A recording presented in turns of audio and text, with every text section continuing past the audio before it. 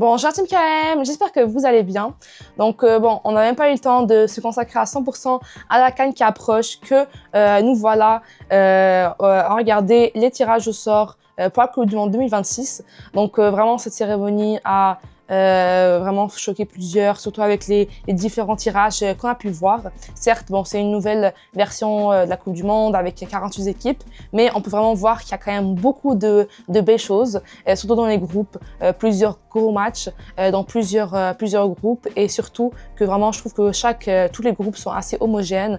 Il y a pas de groupes très faciles ou très compliqués. Certes, il y a quand même quelques groupes de la mort, mais sinon en général, je trouve que chaque groupe est vraiment très intéressant. Donc dans cette vidéo, on va essayer d'aborder tous les groupes de cette Coupe du Monde en parlant des équipes qu'il y a, de ce que je pense en particulier des équipes africaines, de si elles peuvent passer la phase de poule ou non. Donc avant de commencer, n'oubliez surtout pas de vous abonner, liker, partager et commenter si vous aimez le contenu, car c'est vous la force. Bon, donc commençons avec le groupe A. Donc, le Mexique, qui est l'un des pays hôtes, avec la Corée du Sud, l'Afrique du Sud et l'un des barragistes en Europe. Je pense que ce sera quand même le Danemark. Donc, en général, je trouve que c'est quand même un groupe très, on va dire, assez homogène. Donc, il n'y a pas d'équipe qui on va dire, démarque du lot. Mais le Mexique, c'est pas vraiment l'une des meilleures équipes dans le monde, ainsi que la Corée du Sud, qui certes peut quand même faire quelques petites surprises, mais je ne pense pas voir une Corée du Sud incroyable. Et si en Afrique du Sud, de son côté, je pense quand même qu'il a vraiment toutes ses chances de son côté. C'est quand même un groupe assez abordable pour cette équipe, surtout qu'on sait ce dont il est capable. Donc, je suis assez confiante que j'espère aussi que l'Afrique du Sud réussira à passer les poules, pourquoi pas justement voir l'Afrique briller. Sincèrement, dans toutes les poules, quelles que soient les équipes, j'espère quand même que s'il y a une équipe africaine, qu'elle passera la phase de groupe. Sinon, pour le groupe B, donc le Canada, le deuxième pays hôte, avec la Suisse, le Qatar et un autre barragiste qui sera sûrement l'Italie, je pense. Donc quand même, ça c'est un groupe assez, on va dire, il y a quand même des équipes comme la Suisse, l'Italie qui sont quand même des équipes assez fortes. Et d'autre côté, des équipes, on va dire, plus comme des underdogs. Donc le Canada qui n'est pas vraiment, je trouve que c'est pas une équipe nulle. Il y a quand même beaucoup de jeunesse. C'est une équipe qui quand même commence à grandir petit à petit. Et sinon, il y a aussi le Qatar qui, certes, c'est le Qatar, mais ça reste que c'est pas une équipe, on va dire, de renommée mondiale. Il faut sous-estimer bien sûr aucune équipe. N'importe quelle équipe peut faire la surprise, surtout dans une mise en situation telle qu'une compétition de ce genre. Ensuite, on a pour le groupe C, le Brésil, le Maroc, l'Écosse et l'Haïti. Donc vraiment, c'est un groupe vraiment très très intéressant, je trouve, surtout en tant que Marocaine. Voir le Maroc tomber contre le Brésil, contre aussi l'Écosse, qui est une bonne équipe en Europe. Et aussi contre l'Haïti qui vient en Coupe du Monde après un long moment sans les avoir vus. Donc je trouve que quand même, c'est un groupe que j'espère, bien sûr que le Maroc réussira à passer, bien sûr. Pourquoi pas aller voir premier avant le Brésil. Donc quand même le Brésil, certes, ce n'est pas la meilleure équipe, la meilleure version du Brésil de son histoire, mais il reste que ça reste une équipe redoutable quand même. Très hâte de voir ce match Maroc-Brésil en espérant que nos Marocains vont réussir à gagner ce match. Si on compte l'Écosse, surtout pas les sous-estimer, c'est une bonne équipe. Sinon, il y a aussi l'Haïti qui peut pourquoi pas faire la surprise de son côté.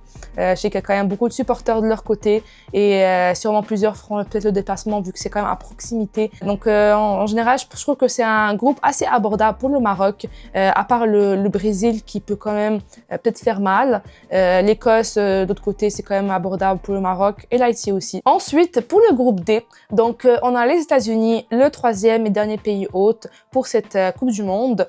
On a aussi l'Australie, le Paraguay et aussi une équipe de barragistes en Europe. Donc ça sera pourquoi pas aussi la Turquie qui je pense sera là pour cette Coupe du Monde. Donc c'est dans ce cas-là, je trouve que c'est quand même un groupe assez quand même assez abordable. On va dire que les équipes sont un peu toutes du même calibre, si je peux dire ça comme ça. Il n'y a pas vraiment de grosses nations du football dans ce groupe. Donc je pense que n'importe quelle équipe peut quand même faire la surprise. On a les États-Unis qui jouent à domicile, sinon le Paraguay qui peut faire quand même mal. Puis sinon, on a la Turquie qui, comme on sait quand même, en Coupe du Monde, ça peut faire mal, ainsi que l'Australie qu'il faut surtout pas prendre à la légère. Maintenant, passons au groupe E avec l'Allemagne, l'Équateur, la Côte d'Ivoire et le Curaçao. Donc c'est vraiment un groupe, je pense que quand même on peut voir qu'il y a l'Allemagne qui se démarque du lot, l'Équateur qui est une bonne équipe aussi de football, ainsi que la Côte d'Ivoire qui est une bonne équipe en Afrique aussi. Je pense aussi Curaçao de l'autre côté, c'est peut-être une équipe de plus petit calibre, mais encore une fois, ne pas sous-estimer les équipes, on va dire qu'on pense peut-être plus faibles que d'autres. Je pense que quand même la Côte d'Ivoire a vraiment toutes ses chances. Quand même, certes, l'Allemagne, il peut être un adversaire assez redoutable, on peut dire. L'Équateur, de l'autre côté, ça reste une bonne équipe, mais j'espère quand même que la Côte d'Ivoire réussira à passer cette phase de groupe. Ensuite, de l'autre côté, avec le groupe F, avec les Pays-Bas, le Japon, la Tunisie et finalement un barragiste européen, donc probablement la Pologne. Donc, je pense que la Tunisie est quand même, on va dire, assez bien tombée. Donc, vraiment, ça aurait pu être beaucoup plus compliqué pour eux. Donc, avec les Pays-Bas qui est quand même une grande équipe, mais peut être à la portée de la Tunisie, c'est surtout si elle réussit à jouer, à donner son maximum contre eux. Et le Japon qui fait la surprise à plusieurs compétitions, dans plusieurs dans la Coupe du Monde, on se souvient, ils ont quand même réussi à aller quand même assez loin dans la compétition en Coupe du Monde. Et sinon, la Pologne, qui est une équipe à ne pas prendre à la légère. On sait de ce dont ils sont capables. Mais il reste que la Tunisie, on sait que la Tunisie, des grands tournois, des grandes compétitions, montre vraiment un différent visage, contrairement à la Tunisie qu'on peut voir en match amical. Donc, très hâte de voir les prestations des Tunisiens. Ensuite, pour le groupe G, donc on a la Belgique, l'Iran, l'Égypte et finalement la Nouvelle-Zélande. Donc, c'est un groupe vraiment abordable pour l'Égypte, on connaît l'Égypte en Coupe du Monde, vraiment, ça ne va pas loin. Le peu de fois que ça se qualifie, ça ne passe pas la phase de groupe. Donc, si on peut voir quand même une équipe d'Égypte qui réussit à briller au sommet du monde et justement à montrer internationalement que c'est une grande équipe d'Afrique et une grande équipe, pourquoi pas, dans le monde. Pourquoi pas, justement, ils sont quand même contre une Belgique qui n'est pas la meilleure de ses formes actuellement. Sinon, il y a aussi l'Iran qui n'est pas vraiment forcément reconnue comme une grande équipe dans le monde de football, et la Nouvelle-Zélande. Donc vraiment, c'est l'Égypte a toutes ses chances aussi de son côté. Donc pour le groupe H maintenant, avec l'Espagne, l'Uruguay, l'Arabie Saoudite et finalement le Cap-Vert. Donc l'Espagne, comme on sait, une équipe très redoutable et très en forme actuellement. Et on sait quand même comment l'Espagne est dans des grandes compétitions comme la Coupe du Monde. Sinon, on a aussi l'Uruguay qui est une équipe qui performe assez bien en général, surtout en Coupe du Monde. Puis l'Arabie Saoudite qui, certes, ce n'est pas la meilleure équipe du monde, mais elle peut quand même faire la surprise. Et finalement, le Cap-Vert qui s'est qualifié pour cette Coupe du Monde. Et vraiment, c'est quand même très beau de voir une équipe du Cap-Vert qui, certes, malheureusement, ne joue pas la CAN, mais est qualifiée en Coupe du Monde et a quand même tout à prouver. Ça reste une équipe qui, en général, en Afrique, pose vraiment beaucoup de problèmes à des équipes quand même de grand calibre en Afrique. Donc, pourquoi pas les voir justement tout donner face à des équipes du monde et pourquoi pas poser problème à l'Espagne, à l'Uruguay et l'Arabie Saoudite. Maintenant, pour le groupe I, donc on a la France, le Sénégal, la Norvège et finalement une équipe barragiste, donc soit l'Irak, le Suriname et il me semble la Bolivie. Donc on peut quand même voir que le Sénégal est quand même, on va dire, assez mal tombé. Donc, encore une fois, le Sénégal a toutes ses chances, mais avec une équipe de France que on sait que ce soit une équipe de France, justement, dans les grandes compétitions comme dans les matchs amicaux, ça reste une équipe redoutable, mais surtout en Coupe du Monde. Sinon, on a la Norvège qui est une équipe assez forte de haut calibre. Et donc quand même le Sénégal de côté, ça reste une bonne équipe qui a vraiment tout à donner, tout à prouver, puis qui a toutes ses chances de son côté, car le Sénégal, on sait quand même très bien que ça le réussit en général, on va dire, les équipes un peu plus à l'extérieur de l'Afrique. Et surtout en arrivant en confiance à cette Coupe du Monde, je pense qu'ils peuvent montrer beaucoup de belles choses. Ensuite, pour le groupe J, donc on a l'Argentine, l'Autriche, l'Algérie et finalement la Jordanie. Donc je trouve quand même que c'est un groupe assez abordable aussi pour l'Algérie, qui certes est tombée sur l'Argentine, qui est quand même une grande nation du football, avec, comme on sait, plusieurs joueurs très talentueux, dont Lionel Messi. Mais sinon, les autres équipes de son groupe, l'Autriche, la Jordanie, je trouve que c'est quand même assez abordable pour eux. Surtout s'ils arrivent aussi en confiance, qu'ils réussissent quand même bien performer à la CAN, pourquoi pas ensuite arriver avec confiance et avec une équipe assez stable pour jouer cette Coupe du Monde. Donc maintenant, avec le Portugal, la Colombie, l'Ouzbékistan et finalement un barragiste que j'espère sera la RDC pour le groupe K.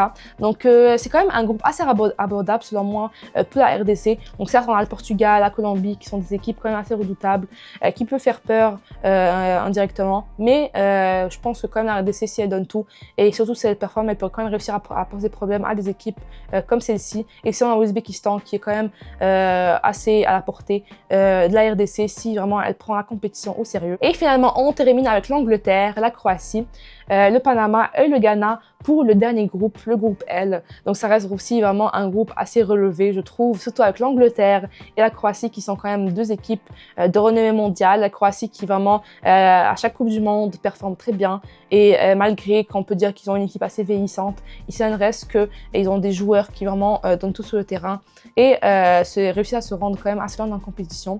Donc on a aussi le Panama qui, bon, n'est certes aussi pas sous-estimé pour le Ghana, mais je pense que quand même le Ghana a ses chances. Peut-être c'est plus compliqué, je pense que le Ghana est quand même mal tombé. Peut-être c'est l'une des équipes africaines qui est tombée dans on va dire pas le pire des groupes, mais on va dire les groupes le plus relevés. J'espère quand même qu'ils réussiront à bien performer lors de cette Coupe du Monde. Donc on peut vraiment voir qu'il y a vraiment plusieurs groupes très intéressants. Donc selon moi, les 12 groupes sont tous vraiment pertinents et j'ai vraiment très hâte de suivre cette compétition. Bien sûr, on va d'abord aborder cette CAN et regarder tous les matchs qui se passeront en espérant que nos grandes équipes qui sont qualifiées en Coupe du Monde réussiront à bien performer lors de la CAN pour arriver à cette Coupe du Monde en confiance et justement qui réussiront à faire briller l'Afrique sur le toit du monde et que tout le monde pourra découvrir justement ces équipes que certes on va dire que je pense pas que tout le monde est habitué à regarder des matchs on va dire du Ghana, d'Afrique du Sud, mais j'espère que lors de cette Coupe du Monde les gens regarderont et réaliseront qu'il y a quand même beaucoup de niveaux aussi en Afrique.